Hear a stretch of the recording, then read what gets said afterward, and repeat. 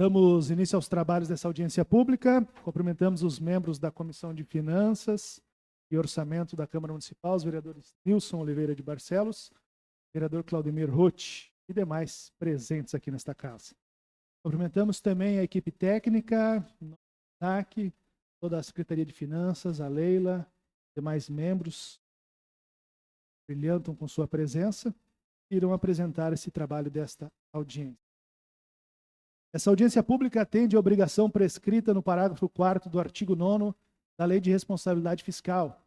Tem a finalidade do Poder Executivo demonstrar e avaliar o cumprimento de metas fiscais do primeiro quadrimestre de 2025, janeiro, fevereiro, março e abril.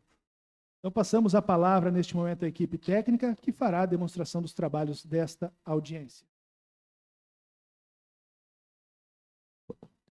Bom dia a todos. Cumprimentando a Comissão de Finanças e Orçamento, na pessoa do vereador André, cumprimento os demais integrantes, vereadores que estão aqui presentes, servidores, colegas de trabalho, secretária de Finanças, representante do Poder Executivo, demais presentes que representam a sociedade civil em geral.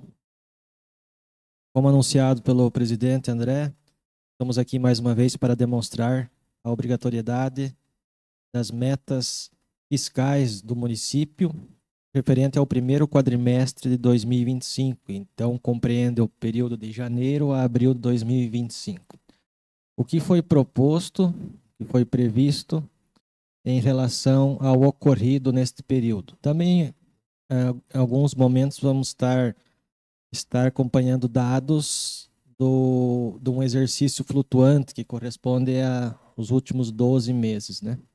Então, como sempre a gente menciona aqui, são demonstrativos confeccionados pela Secretaria do Tesouro Nacional e após a interpretação da Lei 101 de 2000, que inclusive recentemente comemorou 25 anos de existência no dia 4 de maio de 2025, uma lei que veio para inovar a administração pública no geral. Foi um divisor de águas realmente para quem tem conhecimento de como era antes e como é agora.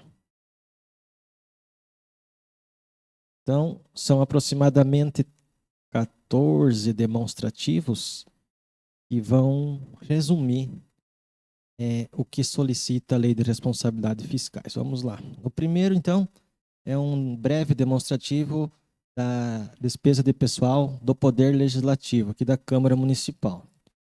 Ele faz uma análise que o Poder Legislativo gastou nos últimos 12 meses, nesse caso, 2.766 com folha de pagamento. E comparado à receita corrente líquida do município, que foi de 217.469 mil reais, pontuou 1,27% o índice de gasto de pessoal. Então, a legislação permite que o Poder Legislativo chegaria até 6% da receita corrente líquida, né? Sendo que o Legislativo atingiu 1,27%, está bem aquém do limite máximo. Próximo demonstrativo.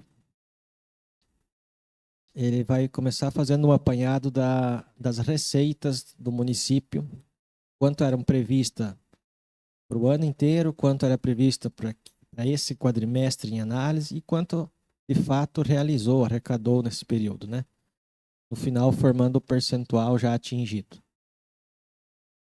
Então, as receitas correntes, que são aquelas do cotidiano do erário do município, elas eram previstas para o ano 212 milhões. Somente nesse quadrimestre eram de 70.209 mil reais, ou seja, 33%, que é um terço do ano, né?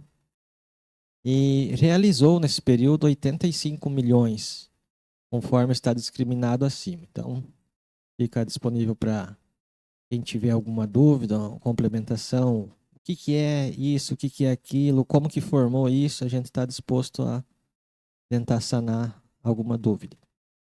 Sendo que arrecadou 85 e o previsto era 70, nós tivemos aí 21% acima do que era esperado, né? Então tivemos um superávit de arrecadação nesse breve período do primeiro quadrimestre. E no geral, então, 40% da receita prevista foi arrecadada. Então, relativamente, opinamos que esse número satisfaz, né, o atendimento da meta. Meta estipulada, meta cumprida. Se nós tivéssemos arrecadado abaixo, então não estaria insatisfeito, teoricamente, e daí sim caberia uma espécie de sinaleiro para o Poder Legislativo. Qualquer cidadão está questionando o município por quê e se o município tomou alguma providência. Por exemplo, já aconteceu em um ou dois momentos que naquela linha da receita patrimonial, que é onde se registra os royalties de Itaipu, teve atraso. Então, esse atraso de 30, 60, às vezes 90 dias faz com que quebre a meta esperada do quadrimestre. Não se realiza lá ela nem em 10%, fazendo com que o cronograma do município também fique desintonizado. Nós temos um cronograma de receber mês a mês, logo nós temos um cronograma de pagar mês a mês, e aquilo não se cumpre, ele não acontece na prática. O que o município deve fazer? Ele deve fazer um decreto no mínimo de contenção de despesas, para até sanar aquele reequilíbrio da balança da receita e da despesa, né? Então, só para vocês terem uma ideia de por que tem que ter esse controle, o que pode acontecer e quais são as medidas que tem que ser adotadas, né? Eu estou falando no recurso de royalties, ainda que é um recurso que é uma transferência que nós recebemos. Por exemplo, se fosse acontecer na linha tributária, aí caberia, além de o município tomar uma providência de contenção de despesas, também iria ter que se aprofundar o porquê que ele não arrecadou, porque é uma receita de competência dele mesmo, né? Não depende de transferência de outro órgão. É ele mesmo que gere essa receita. Então, teria que ver o porquê que não arrecadou. Mas aqui está tudo dentro do esperado. Ainda na linha da receita, nós temos uma sequência dela que são a receita de capital. Ela diferencia em outro quadro porque elas são oriundas de verbas que ou já eram nossa em outro momento e só está retornando, como na linha dos empréstimos. Tem alienação de bens, ela só está entrando na nossa receita porque algum bem se desfez, né? Não é mais nosso, ou foi leiloado, ou foi dado como inservível, ou indenização de seguros, ou até mesmo uma transferência de capital que vem de por exemplo, uma emenda parlamentar, que é para a finalidade de se reinvestir em capitais. Ela não pode ser gasta com manutenção da máquina, nem como folha de pagamento, nem pagamento de luz, água, internet, contratos, nada. Ela só pode ser reinvestida em capitais novamente, ou seja, aquisição de bens, imóveis, obras. Então, nesse setor aqui, era esperado 1.850.000 e já entrou 784. Já entrou bem mais também. O período era para entrar 616, a expectativa, e entrou 784. Então, entrou acima do esperado. Isso quer dizer que, como nós temos só a linha de amortização do empréstimo, é que o Fundo Municipal de Habitação está acontecendo, né? Está gerindo e está retornando conforme a expectativa. No total, só voltando lá, no total das duas receitas, aquela corrente e a do capital, então formam outro resultado, que seria de 213.900.000 para o ano, ou seja, 70.826.000 para o período, e no montante geral arrecadou 85.867. Assim finaliza a receita. Agora, o quadro da despesa. A despesa da mesma forma, tem a corrente e tem a de capital. A despesa corrente é aquela que usa para pagamento de pessoal e todas as outras, todo outro custeio da máquina pública. E a de capital é aquela onde vai ter investimento. São coisas que relativamente vão para o patrimônio do município, né? A receita corrente era esperada arrecadar 186 milhões, basicamente 187 milhões no ano, e para esse quadrimestre era esperado 26 milhões 122. Porém, arrecadou 69 milhões 939 mil. Já arrecadou 37,4% do ano. Eu equivoquei, é despesa, né, gente? Despesa não é arrecadação, era previsto gastar 26 milhões e gastou 69. A despesa de capital era previsto gastar 21 milhões, para o quadrimestre 6 milhões e 600 e já gastou 3.372. Nessa aqui ficou abaixo, gastou 16% até o quadrimestre. Então, num total geral, a despesa era para ser no ano de 209 milhões, para o quadrimestre 62 milhões e já realizou até o quadrimestre 73 milhões.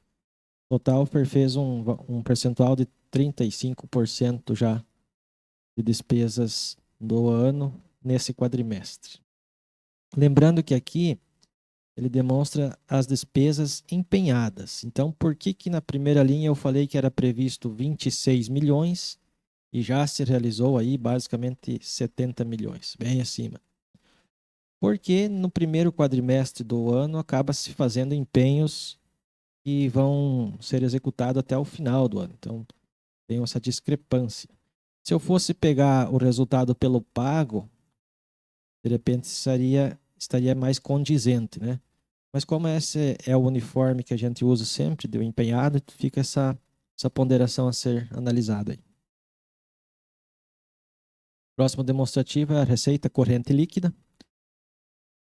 É muito importante o gestor e os fiscalizadores estar acompanhando, como eu falei lá no início, sobre se ela está tendo uma constância, né? O equilíbrio. Então, por isso que é importante analisar mês a mês os últimos 12 meses. Também, além da importância de ela estar acontecendo, é ver se o valor dela corresponde para a manutenção do que nós propomos lá na LOA, na LDO e no PPA. Então, anteriormente, no exercício passado ainda, a gente aprovou, por exemplo, a LOA e a LDO, que eram as diretrizes e os detalhamentos da despesa para 2025. Agora, nesse momento, a gente está acompanhando, ver se o que nós propomos lá, que nós mensuramos, estimamos, está acontecendo de fato. Se não está acontecendo, tem que rever, fazer um redesenho do orçamento e ajustar ele. A receita corrente líquida dos últimos 12 meses estão em tela aí. Foi lá de maio do ano passado, 18 milhões e 200, veio para 16,200. Em julho, uma queda devido a um atraso, mas depois em agosto veio dobrado, 27 milhões. Setembro, 17 milhões. Outubro, 16,800. Novembro, 17,600. Dezembro, 21,300. Janeiro, 19,900. Fevereiro, 20 milhões 300. Março, 19,200. E abril, 18. Fez um total de 219 milhões 081.587 reais. Uma média de 18 milhões 256 por mês. Na hora de fazer ela na administração pública, na contabilidade pública, às vezes um número ele sofre algumas mutações porque ele acaba sendo base de outra análise. Então, vocês têm aqui 219 milhões e 81 mil reais é a receita corrente líquida. Quando eu vou aferir a base para calcular a despesa de pessoal, tem que deduzir alguma coisa dela, que são 500 mil que vieram de emendas parlamentares nos últimos 12 meses e 1.112.400 reais recursos que vieram para o pessoal da saúde lá, que são os agentes. É um complemento que o governo federal manda. Tem que ser deduzido para daí formar uma outra base que ficou 217.469.000.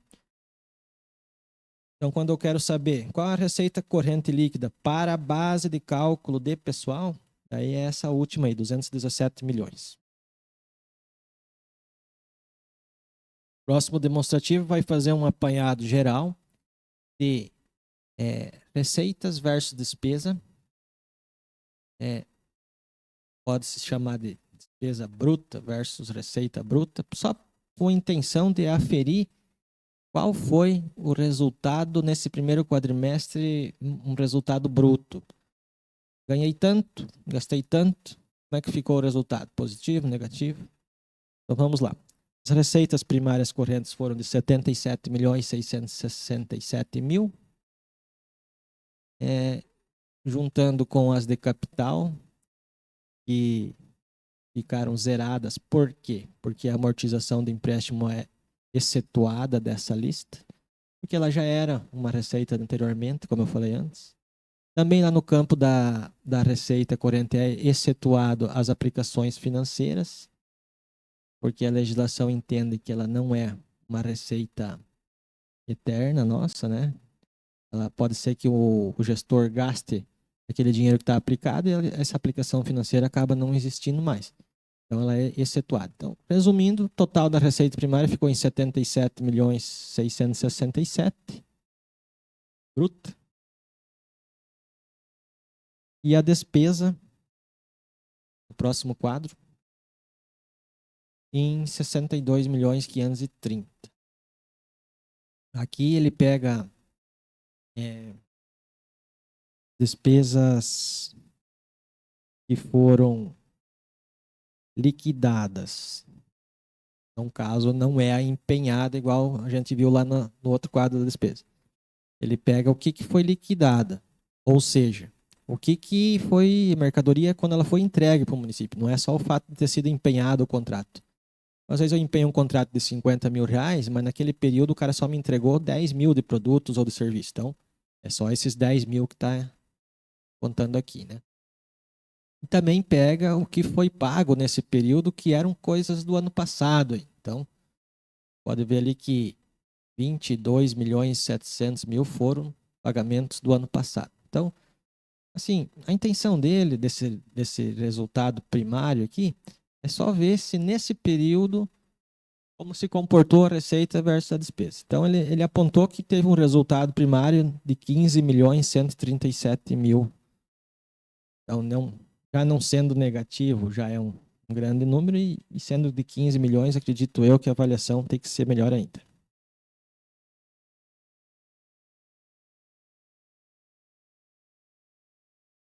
Próximo é resultado nominal. Ele tem a função, popularmente falando, de aferir qual que é o nosso potencial de pagamento de dívidas. Ou seja, ele faz um comparativo.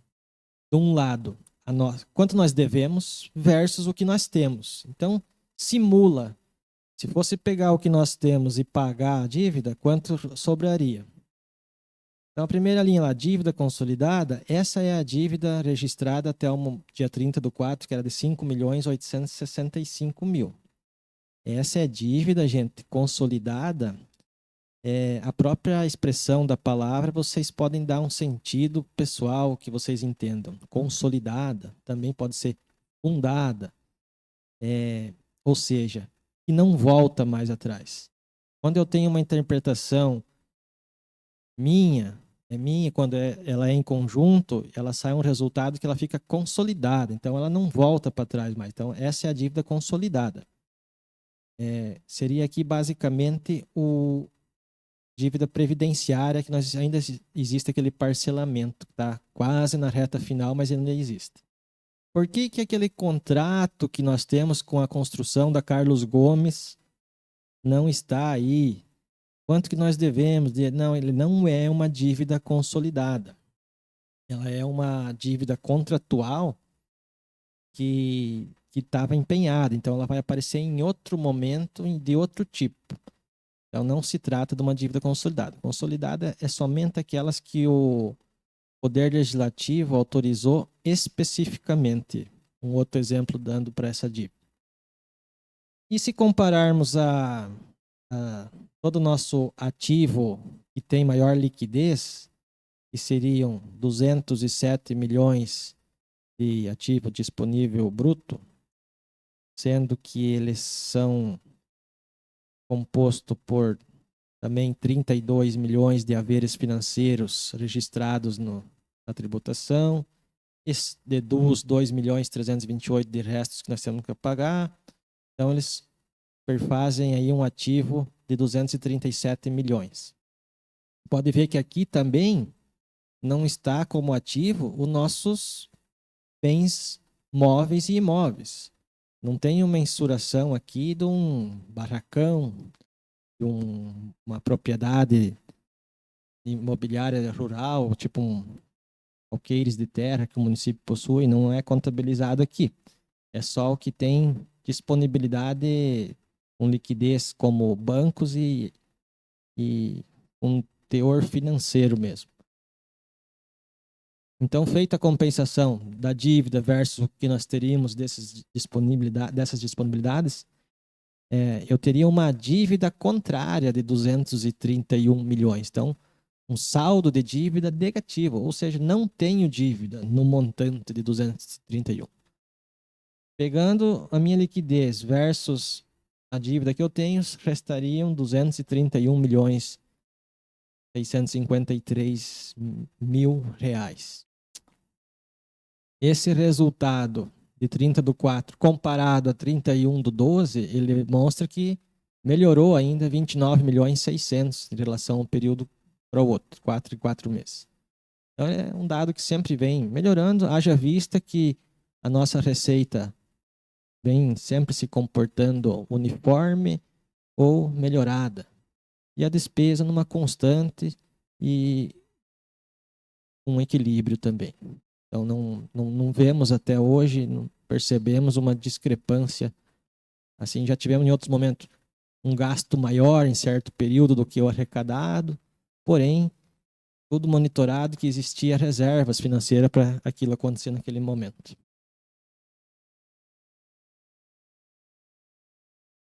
Próximo demonstrativo. Então, ele vai mostrar qual que era a nossa dívida. Eu relatei dos 5 milhões atrás, ali, 5 milhões 865. Ela, na verdade, são duas dívidas. Os precatórios e aquelas ações judiciais que o município perdeu para quem ingressou, né? Nós temos que pagar esse ano, até o final do ano. É no valor de R$ 3.252.334 reais. E a dívida previdenciária parcelada que está em R$ 2.611.898 reais. Então, essas são as duas dívidas consolidadas. Próximo demonstrativo, importantíssimo para análise em geral, restos a pagar. Então, restos a pagar, por mais que pareça ser uma coisa simples, ele tem uma ramificação mais detalhada e possui uma complexidade quando você for analisar ele de uma forma bem mais analítica, né? Mas, sinteticamente, ele é composto por restos a pagar processados e não processados. Sendo que processados é aquele momento em que o fornecedor já tem direito a receber. Ele já está na fase de receber. Porque ele já cumpriu com o fornecimento, né, que dizia o contrato, o gestor recebeu e confessou a dívida com ele. Então já está processado, só falta pagar. E o não processado é aquele não, que só houve o registro, a intenção do município em adquirir, mas o fornecedor ainda não entregou a parte dele. Então falta ele fornecer o serviço ou entregar a mercadoria, daí trazer a nota fiscal para daí sim ser processado. Os dois perfazem na data 30/4 um montante de 36.309.000, sendo que apenas 391.000 são restos processados que o fornecedor tem direito a receber. Quem participa das outras audiências vem percebendo que esse número faz tempo que anda nessa casa aí, né? Ele é 99% desse valor é um contrato que teve suspensão contratual lá em 2018 e não foram tomadas ainda as últimas providências. Então, é uma medição de obra que foi paralisada e está aí pendente até esse momento. E os 35.917.000, então, seriam todos os outros empenhos globais que são feitos para gerir o ano da prefeitura, forma um valor maior, né? Vamos passar para o próximo. Despesa com pessoal do Poder Executivo, ou seja, da prefeitura. Ela é entre os cinco dados, um dos 5 dados mais explorados de qualquer auditoria ou de qualquer acompanhamento de gestão, está o acompanhamento da despesa de pessoal do município, né? Por isso que está com evidência nessa audiência também. O município gastou 54.546.000 no último ano, sendo que foi da seguinte forma: 55.273 com pessoal ativo, 533 com aposentados, pensionistas, 585.000 apenas com terceirização de pessoas que estão substituindo cargos que deveriam estar no plano de cargo e carreira do município, ou seja, terceirizados que deveriam estar como efetivo, mas por algum motivo não conseguiram estar. Tem uma despesa não computada, por isso que total despesa acaba sendo menor, que é de 1.800.000, que são as indenizações. Então a lei beneficia para que as indenizações pagas naquele período sejam excetuadas do gasto de pessoal. Nós temos aqui o nosso plano de pecúnia, né? Onde é indenizado a licença premium, ela sai de forma de indenização. Também, fim do ano, algumas rescisões de trabalho, fim de gestão, né? Final do mandato, tiveram caráter de indenizatório, também foram excetuados, por isso que diminuiu lá o gasto pessoal em relação àqueles 55 milhões lá. Simplificando, é comparar que gastou 54 milhões, em comparativo com a receita corrente líquida, ele atingiu o resultado de 25,08%, ou seja, toda a despesa de pessoal gastou 25% de toda a receita do município. A legislação fala que esse percentual poderia chegar a 54%. Ou seja, daí nós poderíamos gastar a metade, né, dos 217 milhões, ser 108 milhões e pouco. E gastamos 54. Mas é claro, poder não é querer. Quando a gente vai formar a base que chegou nesses 25%, entra os royalties. Na hora de pagar a folha de pagamento, não se pode usar os royalties. Então, tem que ter esse cuidado, essa análise na hora do gasto.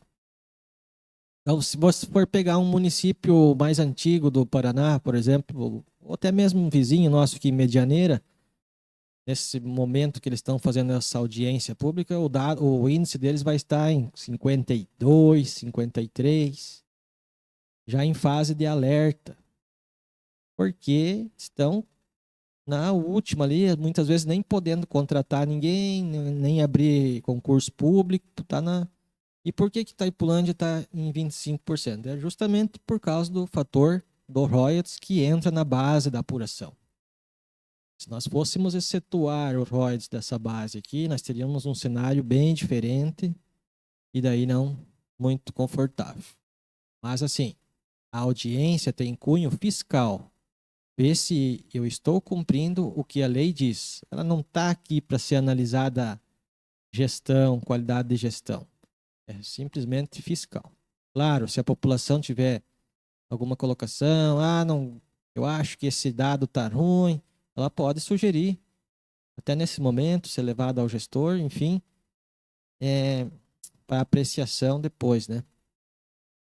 Mas o nosso dado fiscal é 25%, o que está bem dentro da legislação. Penúltimo, então, demonstrativo, é da saúde. Também um dos mais relevantes, uma das análises mais relevantes e sagradas da administração pública. Por quê? Porque lá na Constituição de 1988 já diz, e depois outras leis complementares complementam, que o município tem em consonância com o gestor, responsabilidade do gestor, prefeito e secretário de saúde, gastar 15% dos impostos em ações e serviços públicos de saúde. Então, essa expressão tem que ser observada porque é impostos e é ações e serviços públicos de saúde. Quer dizer que não é sobre toda a receita e também quer dizer que não é sobre qualquer despesa de saúde, são específicas. Mas vamos na prática. O município arrecadou em impostos nesse período 22.704, que são compostos lá 18.400 que vem do Estado e da União e 4.260 que é do nosso balcão da tributação. Formou os 22.704. Regra simples, joga 15%, teria que gastar no mínimo 3.405. Então essa é a conta que eu já sei quanto que eu teria que gastar no quadrimestre. Da metade para baixo na despesa, nós vamos perceber quanto gastou. Foi gasto o total em saúde, 9.913. Então, se eu pegar esses 9.913 comparado à receita dos impostos, eu estaria atingindo um índice de 44% dos impostos, né? Recebi 22 e gastei 9.900. Então, mas não é... Esse dado é para fins de audiência pública mesmo. Mas para eu aferir o índice verdadeiro para satisfazer a legislação, eu tenho que fazer algumas ponderações, que são despesas com ações e serviços públicos de saúde efetivamente que o município teve foram só na casa de R$ 4.058.478,21. Essa é a despesa que o Ministério da Saúde considerou que nós tivemos. Já dei exemplos em outros momentos aqui, mas, por exemplo, a parte hospitalar nossa, basicamente, não é computada como gastos de ações e serviços públicos de saúde, porque não é competência do município fornecer. Então, é um a mais que o município investe no cidadão e, infelizmente, como é uma obrigação do Estado, né, fazer cirurgias de média complexidade alta, porém, na prática, a gente sabe que muitas vezes só com demanda judicial para conseguir. Então, o município faz e ele não sofre consideração no índice de saúde que nós temos aqui no município. Então, aquele dado de 44% seria para demonstrar para a população que o município investe bem mais do que é necessário. Então, a legislação fala, senhor Itaipulândia, você é obrigado a investir 3.405. Itaipulândia vai lá e fala, eu investi 9.900. Então, tá tudo certo. 3 vezes mais do que era a obrigação, praticamente. Mas, quando a formação sobe para o Ministério da Saúde, eles pegam, conforme a Lei Complementar 141, falam, não, só para nós o que serve é 4.058.000, então o índice de vocês é 17,88. Tá bom também, porque o mínimo era 15 e eu fiquei em 17,88. Então, um índice que satisfez o que a legislação manda. Próximo e último, na mesma teoria, porém agora o ensino. Vai se pegar a receita que o município teve com impostos naquele período, que foi de 22.704.000, e vai jogar 25% para resultar no número que era obrigado a gastar, ou seja, 5.676.000 nesse período. Na parte da metade para baixo do quadro das despesas, nós percebemos que o município gastou 12.788.000, total da Secretaria de Educação. Porém, também aqui o termo não é gastar com educação. Porque nós poderíamos dar até o nome para essa secretaria de outro nome, não é obrigado a ser Secretaria de Educação, poderia ser, como antigamente, Secretaria de Educação, Cultura e Esportes. Logo, o esporte não é considerado um gasto no ensino. Então, assim, é para ter a dimensão que a Secretaria de Educação, no geral, gastou 12.788.000, que se for comparado com os impostos, então já daria 56%, mais que a metade. Mas da mesma forma que na saúde, a informação sofre glosas e os gastos típicos considerados com desenvolvimento do ensino, manutenção e desenvolvimento do ensino, essa é a frase correta a ser falada, manutenção e desenvolvimento do ensino. Então, transporte escolar que leva universitários é uma manutenção, desenvolvimento do ensino? Olhando assim, sim, mas perante a lei não do ensino não basta. É só o que é pré-escola, creches e fundamental. Só até nesse nível aí. Tanto é que fisicamente é percebível que da sexta série agora para frente temos o colégio estadual, né? Agora temos não, sempre foi assim. Logo a função do município é só até o ensino fundamental. Então, dos 12.788.000 que nós gastamos, o Ministério da Educação faz a glosa e fala assim, só 6.507.000 é o gasto de vocês com o ensino. Mesmo assim, o nosso índice, então, fica em 28,66, também suprindo a necessidade do índice, que seria o mínimo de 25% nesse caso do ensino. Quadrinho abaixo ali, para finalizar, tem algumas informações complementares sobre o Fundeb, que é o Fundo de Desenvolvimento de Educação Básica, aquele dinheiro que o governo federal e estadual já retém nos repasses, os 20%, e aloca especificamente para garantir um fundo para complementar a educação básica dos municípios. Porque se ele não fosse fazer assim e deixasse para o gestor fazer isso na hora da arrecadação, sabemos nós que o jeitinho brasileiro poderia possibilitar que ele não fizesse isso com muita seriedade. Então, a lei já preconiza que seja feito na fonte, né, essa divisão. É um mecanismo muito eficiente da parte do legislador, já para garantir, pelo menos as crianças já estão garantidas com algum valor para não ficar a ver navios. Então, dos 5.116.000 que veio até esse período, nós já aplicamos 4.301. Aplicamos 84%. Não atingimos até agora os 90%, porque tivemos que gastar um resíduo do ano passado, que foi gasto já.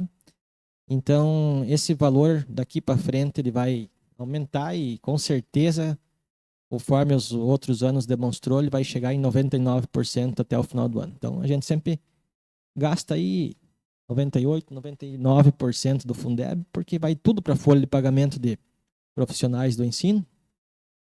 basicamente professores. E mesmo assim, não é suficiente, né? Nós já falamos sobre esse assunto. Tem outros municípios que, com esse Fundeb, eles pagam todos os professores e ainda conseguem comprar móveis, carteira, lousas, outras coisas. Nós não, nós pagamos os professores e ainda temos que pôr mais aproximadamente R$1 milhão de recurso livre para manter os profissionais do ensino. Então também tem outra regrinha que, além de nós termos que gastar logo esse Fundeb, 70% dele tem que ser com profissionais. E nós gastamos, então, 72% com profissionais. Então, como eu falei, esse índice ele vai aumentar gradualmente, porque é o primeiro quadrimestre, muitas vezes, não consegue logo cumprir, mas no segundo já vai estar lá em cima. Mesmo assim, ele está atingindo o índice que a legislação fala. Pessoal, da minha parte seria isso aí. Se dúvidas, questionamentos, fica aberto o espaço.